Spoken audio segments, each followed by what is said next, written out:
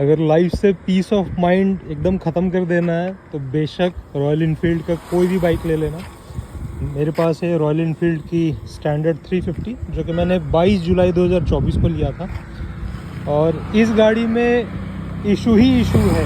मैंने इसको बहुत ही प्रिस्टीन कंडीशन में रखा हुआ है। एक साल में मेरी गाड़ी ऑलमोस्ट 7400-7500 किलोमीटर चली हुई है। बहुत ही मैंने इसको बहुत अच्छे तरीके से एकदम बच्चे की तरह से इसको रखा है। अब पहले तो मैं यहाँ पे जो चेचिस नंबर है वो दिखा देता हूँ, क्योंकि कल को मैं कंपनी में यही वीडियो अब डालने जा रहा हूँ सोशल मीडिया के साथ में। अब इसमें प्रॉब्लम क्या है मैं पहले बताता हूँ। अभी आज डेट है 27 जुलाई 2025 और इसमें क्या इशू है, मैंने 1 जुलाई को ये मीटर रिप्लेस कराया। ये पूरा जो कंसोल है ना, मीटर कंसोल, क्या प्रॉब्लम था, यही जो फॉग जो मॉइस्चर बिल्डअप हो रहा है वो पिछले वाले में भी सेम ये प्रॉब्लम था। और मैंने 1 जुलाई को ये रिप्लेस करवाया है अंडर वारंटी। वो भी बहुत चिक करने के बाद, वो लोग मान ही नहीं रहे थे। मैंने बोला कि ये वारंटी में ही आता है, अगर मैन्युफैक्चरिंग कोई फॉल्ट है तो वो कंपनी वारंटी में ही क्लेम मुझे करना पड़ेगा। कल को 4 साल 5 साल अगर मेरा ये वारंटी ख़त्म हो जाए तो सर्विस सेंटर सबसे पहले क्या बोलेंगे, ये तो फॉल्ट हो गया, इसको तो चेंज करना होगा, आपको पैसे लेंगे। तो जब मैन्युफैक्चरिंग फॉल्ट आ रहा है तो क्यों नहीं जाएगा। आप देख रहे होंगे यहाँ पे भी ये मॉइस्चर बिल्टअप हो गया है। अब मेरी गाड़ी ऑलमोस्ट 1 हफ्ते से घर में खड़ी है, एक बार भी निकला नहीं है। क्लोज पार्किंग एरिया है, ऊपर ढलाई किया हुआ है, अंदर में गाड़ी मेरे रखते हैं। ये देखो, ये दिख रहा है, ये मॉइस्चर है। अब मैं बताता हूँ इस गाड़ी में शुरू से लेके क्या क्या प्रॉब्लम था। मेरे गाड़ी लेने के बाद मैंने 22 जुलाई 2024 को लिया, नेक्स्ट डे से ही इंजन चेक लाइट ऑन था। उसके लिए नहीं भी तो मैं 8 से 10 बार हर एक सर्विस सेंटर के दौड़ा होऊंगा। ये लोग सर्विस सेंटर वाले नहीं मानते हैं जब तक आप ऊपर में हायर अथॉरिटी को कंप्लेन नहीं करो। कंप्लेन मैंने किया, उसमें भी उन गधों ने मेरे 3-4 बजे मुझे दौड़ाया 3-4 बार। फिर ये प्रॉब्लम ठीक हुआ इंजन चेक लाइट का। फिर क्या प्रॉब्लम आ रहा था, जैसे मेरी गाड़ी है, मुझे इस साइड पे जो मेरा हैंड है उसमें बहुत पेन होता था और लेफ़्ट शोल्डर में। जब मैंने देखा, जब मैंने गाड़ी एक बार हाथ छोड़ा चलते हुए, मैं गाड़ी सीधे जा रही है, जैसे मैंने हैंडल छोड़ा गाड़ी ऐसे हो जा रही थी। मेरे पास वीडियो भी है, मैं एज ए प्रूफ में उसको भी इंक्लूड कर दूंगा इसमें।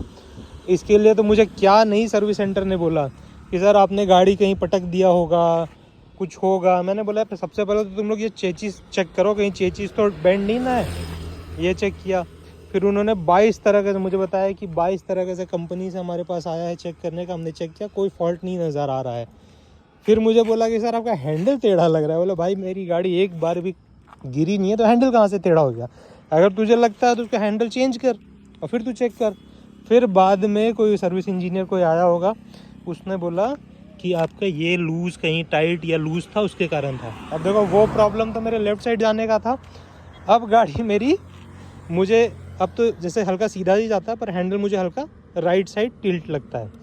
वो प्रॉब्लम तो करता है पर हम अब ज़्यादा करते हैं क्योंकि सर्विस सेंटर को कुछ घंटा नॉलेज नहीं है।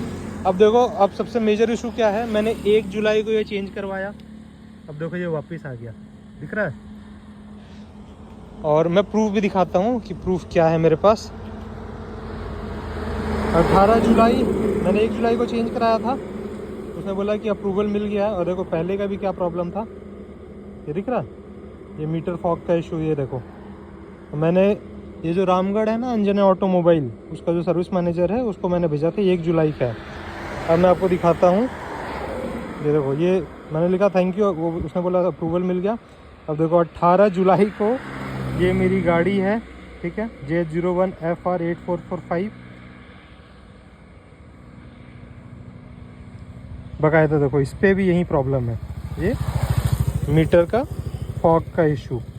मैंने फ़ोटो ही भेजा, फिर मैं मॉइस्चर बिल्डअप वापस होने लगा न्यू मीटर में भी। ये देखो 18 जुलाई का था, फिर मैंने 3-4 दिन पहले, आज दिन चल रहा है संडे, ठीक है, और ये देखो मैंने वेडनेसडे को सर्विस मैनेजर को मैसेज किया तो कंफर्मेशन आया क्या आपके सीनियर के साइड से, क्योंकि उसने मुझे बोला था कि हमारे सीनियर की तरफ से अप्रूवल आएगा। अब उनकी छुट्टी चल रही है, 1 दिन के बाद मैं बता दूंगा। अब देखो भाई, जो कस्टमर है वो कितना दिन से आएगा, फिर मैं कंप्लेन डालूंगा, फिर तुम लोग रोते चलोगे कंप्लेन आपने डाल दिया, फिर आप बोलोगे कि आप कंप्लेन वापस लो। भाई इस बार मैं कंज्यूमर कोर्ट में जाने वाला हूँ।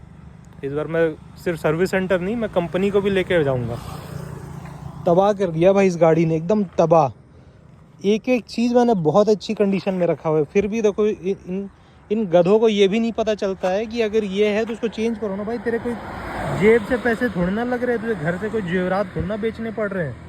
अगर कंपनी में कोई फॉल्ट आ रहा है उस मटेरियल का तो चेंज करो, किसका इंतज़ार करते हो? मैं जब जाके कंज्यूमर कोर्ट में डालूंगा फिर जाके रोते चलोगे कि सर आपने तो कंप्लेंट डाल दिया, आप कंप्लेन ले लो, मेरी जॉब की बात है, बंदे का जॉब। भाई मुझे कोई फ़र्क नहीं पड़ता किसी का जॉब जाए चाहे नहीं जाए, अगर मेरे गाड़ी का प्रॉब्लम का सोल्यूशन नहीं होगा मैं पूरी कंपनी को लेके जाऊंगा।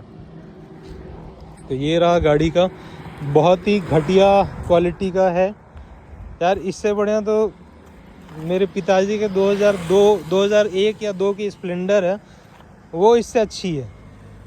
खामखा बस पैसे लगा दिए नाम के चक्कर में। ये देखो ये रहा, ये दिख रहा है ना।